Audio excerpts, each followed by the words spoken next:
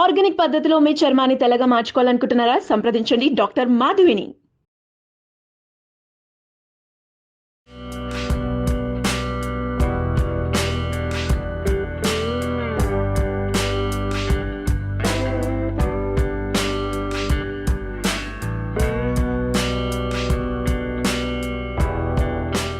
నమస్తే నమ్మగారు, రండి రండి. ప్రిపరేషన్ అయిపోయిందా? నమస్తే జయ.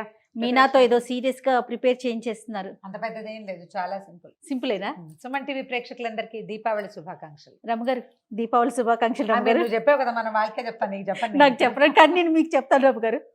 నువ్వు చెప్పినప్పుడు నువ్వు ఇందాక వాళ్ళకే చెప్పావు, ఇప్పుడు నేను కూడా వాళ్ళకే చెప్తాను. సో మళ్ళీ రీటేక్ తీసుకున్నా పోనీ అవసరం లేదా? అక్కర్లేదు, అయితే స్పెషల్ గా చెప్పుకో. ఓకే రమ్మగారు, దీపావళి శుభాకాంక్షలు అండి మీకు. థ్యాంక్ యూ జయ, నీకు కూడా దీపావళి శుభాకాంక్షలు. సింపుల్ ఈజీ స్వీట్స్ చేద్దాం. అసలు సహజంగా ఏం చేసుకుంటామండి దీపావళి అప్పుడు? మైసూర్ పాకులు ఎక్కువ చేసుకుంటారు. ఓకే. బర్ఫీలు రకరకాలు, చాలా రకాలు. బర్ఫీలు అంటే ఎలా అంటే కేక్ లాగా డ్రై ఫ్రూట్స్ తోటి, తర్వాత ఏమో శనగపిండి తోటి, పెసరపిండి తోటి, బూందీ లడ్డు బూందీ లడ్డు చేసుకుంటాం, బెల్లపు లడ్డులు చేస్తాం. బూందీ లడ్డు శనగపిండి బేసిక్ గా వాడతాం మనం. అంటే లక్ష్మీదేవికి ఇష్టం అని అంటారా? శనగ లక్ష్మికి సంబంధించిన దినుసు అని ఒక నమ్మకం మనకి. ఓకే. అందుకోసమని మనం అలా చేసుకుంటాం. ఇవాళ ఏం చేద్దాం అంటే మైసూర్ పాక్ చేద్దాం. కాకపోతే ఇది షాప్ లో చేసినట్టు రాదు, కరకరలాడదు, నోట్లో వేసుకుంటే కరిగిపోయే రకం చేద్దాం. ఓకే. ఏంటమ్మగా? శనగపిండి, శనగపిండి, పంచదార, నెయ్యి, ధారాళంగా పాలు. ఓకే. క్వాంటిటీ ఒకసారి నాకు చెప్పండి లెక్క. 1 కప్పు శనగపిండికి 2 కప్పుల నెయ్యి. ఓకే. 2 కప్పులు దగ్గరగా పంచదార. 2 కప్స్ పోస్తే తీపిగా అయిపోతుంది. 1.25 కప్పు పోస్తే సరిపోతుంది. కప్పు శనగపిండి అయితే మనం 1.25 కప్పు పాలు పోస్తే సరిపోతుంది. ఓకే అండి. ఈ పాలు పోయటం వల్ల ఇది కొంచెం స్మూత్ గా మృదువుగా వస్తుంది. నోట్లో వేసుకుంటే డెఫినెట్ గా కరిగిపోతుందండి. షాప్ లో లాగా కరకరలాడుతూ హోల్స్ తోటి మాత్రం రాదు. ఆ స్టైల్ కాదు, ఇది బర్ఫీ స్టైల్లో చేసుకుంటాం. ఒక్కసారి ప్రాసెస్ ఒకసారి చెప్పేస్తారా? దాని ఏముంది, శనగపిండి కొంచెం కొద్దిగా వేయించి కాస్త వేడి నెయ్యి పోసి కలిపి పక్కన పెట్టుకుంటాం, అది సెట్ అవుతుంది. పంచదార పాలు పోసి పాకం పట్టుకుంటాం. ఒక తీగ పాకం వచ్చాక ఈ కలిపి పెట్టుకున్న శనగపిండిని అందులో పోసేసి తిప్పడమే. ఒక 20 నిమిషాలు, మొత్తం మీద 20-25 మినిట్స్ లో తయారైపోతుంది, స్వీట్ వచ్చేస్తుంది. సూపర్. స్టార్ట్ చేద్దామా? మీరు ఇంట్లో ఏం చేస్తారండి ఫెస్టివల్ కి? ఇది చేస్తాను. ఇదా? ఖచ్చితంగా మైసూర్ బర్ఫీ. మరి దీని పేరు మీరు పెట్టావు? బర్ఫీయే. Okay. Mouth melting Mysore pak అనండి. ఓకే. నోట్లో కరిగిపోయేది. 1 కప్పే చేస్తున్నానండి. ఇవి కూడా మనకి చాలా ముక్కలు అవుతాయి. ఈ పని మొదలు పెట్టుకునే ముందే మనం ఏం చేయాలంటే ఒక ప్లేట్కి కొంచెం నెయ్యి రాసి పక్కన పెట్టుకోవాలి. మధ్యలో అది మర్చిపోతే ఇబ్బంది అవుతుంది. ఓకే. ముందు 1 కప్పు శనగపిండి తీసుకున్నాం కదా, దీన్ని కొంచెం బాగా జల్లించేసేయండి. ఫ్రిడ్జ్ లో ఉన్నది, పాతది డబ్బాలో ఉన్నది వాడుకోవద్దు. ఫ్రెష్ చేయదలుచుకున్నప్పుడు ఆ రోజు కొనుక్కుంటేనే బాగుంటుంది, సరిపోతుంది. ఇది ఏదైనా వాసన తేడా వస్తే రుచి లోపం వచ్చింది. ఏదైనా ఒక గరిటెందుకు, చిన్నది గరిటె ఇవ్వనా, స్పూన్ ఇవ్వనా? స్పూన్ లాంటిది. ఓకే. ఓకే. చాలు. కొద్దిగా వేయిద్దాం దీన్ని. చాలా ఎక్కువ అంటే డ్రై గానే వేయించాలి, అంటే ఎక్కువ వేడిగా మన బాగా వేగిపోవాల్సిన అవసరం లేదు. కొంచెం అలాగా ఇది డ్రైగా అవ్వాలన్నమాట. మనం కొంచెం వేడి చేసుకుంటున్నాం, కొంచెం వేడి నెయ్యి కావాలి. ఆ వేడి చాలా ఆపేద్దాము. దీన్ని ఏం చేద్దామంటే స్టవ్ వెలిగించి డ్రై మూకుడులోనే ఒక 2 నిమిషాల పాటు వేయించండి. ఇది పొడిగా అయితే బాగా వస్తుంది అన్నమాట. జస్ట్ అంటే ఇది ఎర్రబడాలి, మంచి గుమగుమలాడే వాసన రావాలి, ఆ గోల ఏం లేదు. జస్ట్ అలాగా వేయించాలి అంతే. రమ్మగారు, పండగ రోజు చేసుకుంటారా మీరు? ఒక రోజు ముందే చేస్తాను చెయ్య. అంటే పండగ రోజు అంటే లక్ష్మీ పూజ పెట్టుకుంటారు కదా, అవునవును, అప్పుడు చేసేస్తా. సాయంకాలం నివేదనకి నేను మామూలుగా లడ్డూలు కొనుక్కొస్తారు మా వాళ్ళు. చాలా రకరకాల లడ్డూలు తెస్తారు, బెల్లం లడ్డు, పంచదార లడ్డు, అందులో డ్రై ఫ్రూట్ లడ్డూలు అవి కూడా తెస్తారు. నేనేం చేస్తానంటే ఇంట్లో నివేదన కోసం తప్పకుండా కొంచెం చిన్న గ్లాసు 10-15 ముక్కలు అయ్యేలాగా అప్పటికప్పుడు చేసేస్తాను. సాయంకాలం ఒక పావు గంట పని. నేనంటే షాప్ లో లాగా వస్తుందని క్లెయిమ్ చేయను, నాకు రాదట. అదే ఎప్పుడు అంటారు కదా, ఏదో కావాలి, అదంతా అంత ప్రతిభ లేదు మనకి. అందులో కలిపే ఇంగ్రీడియంట్స్ వేరుంటాయి రమ్మగారు. షాపుల్లో అనేసరికి వాళ్ళు బిజినెస్ మోటోతో చేస్తారు కదా, మనం ఇంట్లో చేసుకునేది వేరు, షాప్ లోది వేరు కదా. నేనేం చేస్తానో ఇప్పుడు అదే చూపిస్తారు మీరు, అంతే. మా నెయ్యి కమ్మటి వాసన వస్తుంది. కొద్దిగా వేగితే చాలు. ఇది ఒక 2-3 నిమిషాల పని అనుకో. ఓకే. మనం ఎందుకు జల్లించామంటే ఇందులో ఏమైనా ఉండలు, గచ్చకాయలు, చిన్న చిన్నవి పప్పులు గిప్పులు ఉంటే అవి పోవడానికి. అప్పుడే శనగపిండి కూడా రెడీ. ఇప్పుడు ఏం చేద్దామంటే ఆ వేడి నెయ్యి పోసి, తినమో అంటే వేడి నెయ్యి పోసి ఇందులో కొద్దిగా సగం నెయ్యి, ఒక కప్పు నెయ్యి పోస్తే చాలు. ఇందులో స్టవ్ మీదే ఉంచండి. స్టవ్ ఆఫ్ చేసుకొని పోస్తున్నారు. అంటే ఈ ఎక్కువ వేడైందని చేస్తాను కానీ అక్కర్లేదు. ఓకే, సగం పోసాను, మిగిలిన సగం ఉంది. ఇది మెల్లిగా ఉండలు లేకుండా కొద్దిగా అలాగే పొయ్యి మీదే ఉంచితే ఏంటంటే ఉండలు లేకుండా అయిపోతుంది, కరిగిపోతుంది. మన స్టవ్కి గిన్నెకి లంగర్ అందట్లేదు మనకి, అందుకని ఇది మనం పక్కన వదిలేస్తే మనం మిగిలిన పని అయ్యే లోపల ఇది రెడీ సెటిల్ అవుతుంది.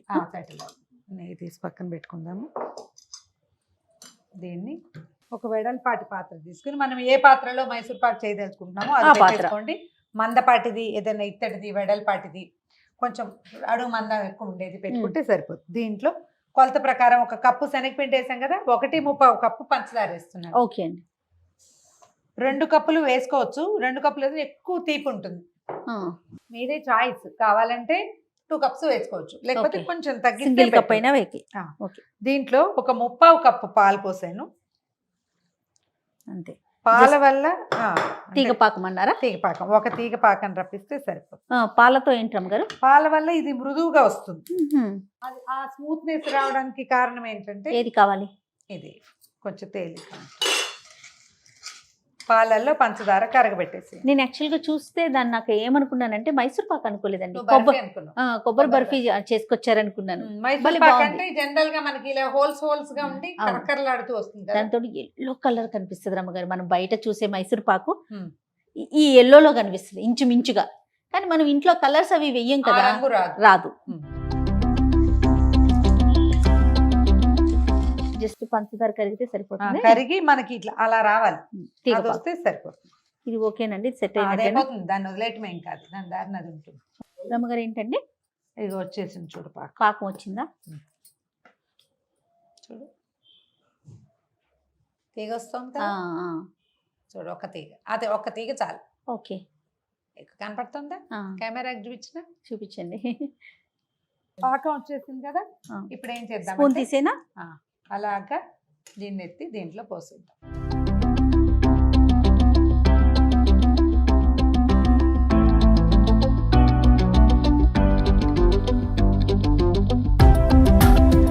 ఇది ఎంతసేపు ఉంచాలి రమ్మగారు? ఇది ఒక పావు గంట పడుతుంది చేయాలి. ఇందాకటి పని చాలా సింపుల్ గా అయిపోయింది కదా, అది 2 నిమిషాలు, ఇది 5-6 నిమిషాలు, 5 నిమిషాలు. ఇది కొంచెం టైం పడుతుంది. ఇప్పుడు మనం అట్టు పెట్టుకున్నాం పక్కనే నెయ్యి, కొద్దిగా నెయ్యి పోసుకుంటూ ఇంకొంచెం రానిచ్చాక వేస్తే అడుగంటకుండా ఉంటుంది. చక్కచక్క హీట్ బయటకు వెళ్ళిపోతుంది కదా, స్పీడ్ గా అయిపోతుంది అనమాట. కదపకుండా ఉంచామనుకో, చెయ్యి వదిలేస్తే స్లోగా ఉంటుంది పని. ప్లస్ మధ్యలో మనం నెయ్యి పోసుకుంటూ ఉంటే సరిపోతుంది. ఉంటే బుడగలు వస్తాయి, మనకు కనపడుతుంది. కొంచెం చూడు, ఇంకాస్త వస్తే అప్పుడు మనకి నెయ్యి పోయంగానే ఇందులో కనపడుతున్న వ్యవహారం ఏంటో తెలుస్తూ ఉంటుంది. రమ్మగారి దగ్గరకు వచ్చేసిందండి, వచ్చేసింది. ఇది ఇంకొంచెం నాన్ స్టిక్ గా అయ్యే వరకు చూసుకోవాలి. ఇట్లా తెరగా వస్తుంది చూసావా? అవునండి. ఇప్పుడు వచ్చేసినట్టు, ఆరిపోతే చక్కగా వచ్చేస్తుంది.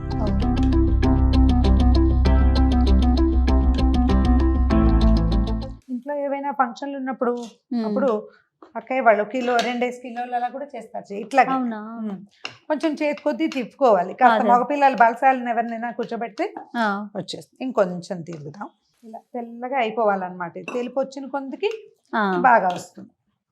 ఆఖరి నెయ్యి వేసేసాను చూడు.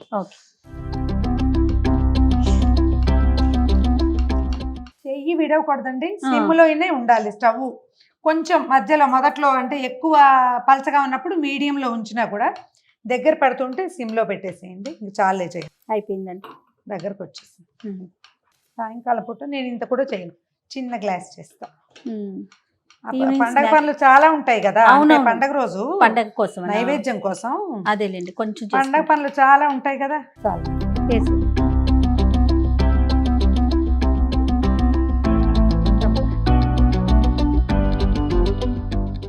ఇది ఇప్పుడు ఈ సర్దటం కొంచెం పెద్ద పళ్ళెం పెట్టుకున్నా బాగుండేది. మనం ఒక రవ్వ చిన్నదే పెట్టినట్టు అనిపిస్తుంది నాకు. చూడు, మొదట ఇంత ఎత్తున వచ్చిందా? అవును, మెల్లిగా సర్దుకుంది చూడు. ఆరిపోతే ఇదంతా సర్దేస్తుంది, ఆరిపోతుంది క్షణంలో అయిపోతుంది రమ్మగారు. కొంచెం చాకు కూడా కొద్దిగా నెయ్యి రాసాను, అలాగా మనకు కావాల్సిన షేప్లో తీసేయండి దీన్ని.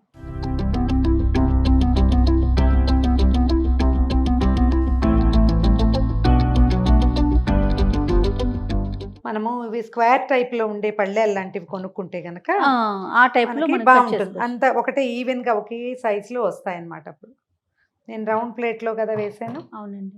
మీకు బాగా చేతొస్తే డైమండ్స్ లాగా కూడా కోసుకోవచ్చు. నాకు స్క్వేర్లు బాగా నచ్చుతాయి, అందుకని నేను రెక్టాంగిల్ కాకుండా స్క్వేర్ కోస్తాను.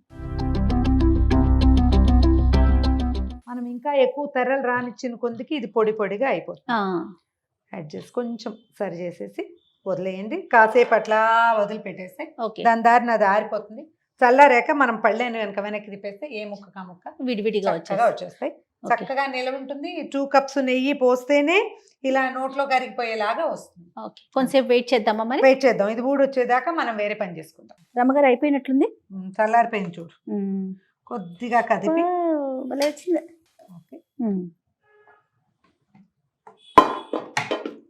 అంతే, ముక్కలు ముక్కలు నువ్వు ఎలా కట్ చేసావు అలానే అనే దాన్ని బట్టి చూడు. నువ్వు కూడా ట్రై చేస్తావా? చక్కగా వచ్చింది రమ్మగారు. చల్లారనివ్వాలి. అవును అవును, అంతే. ముందే చెప్పాను, ఇది బాగా అంటే విడివిడిగా అలా రాదు. నోట్లో వేసుకుంటే కరిగిపోయేలాగా మాత్రం వస్తుందని. అవును.